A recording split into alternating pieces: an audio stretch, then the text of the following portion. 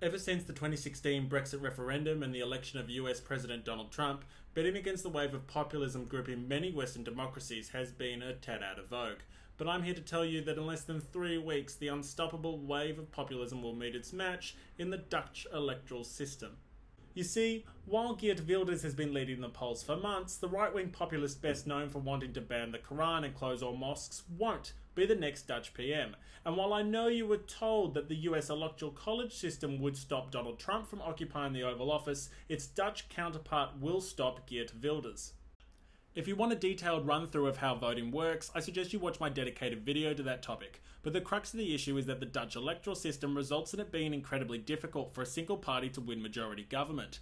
Its quota system is purposely designed to help minority parties enforce coalition governments, and in fact, no party since World War II has ever commanded a majority by themselves. Wilders is anticipated to win anywhere between 25 and 30 seats, and this means he won't even be halfway to the 76 seats he needs to command a majority, and that's best case. He could well end up only having a third of the seats he needs.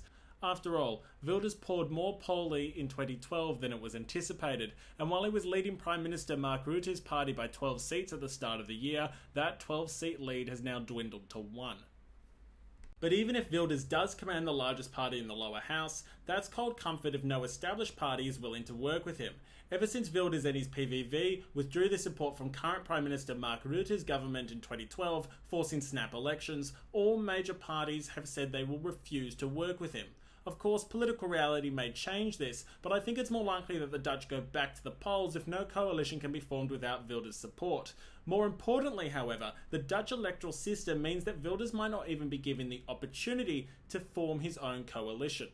You see, while in many Western democracies the party with the largest amount of seats in the lower house has first right to form government, that's not the case in the Netherlands. Parliament will determine who has the first right to attempt to form government. What does this mean? Well, it means that even if Wilders controls the largest amount of seats out of any party in the lower house, he can still be excluded from the negotiating table.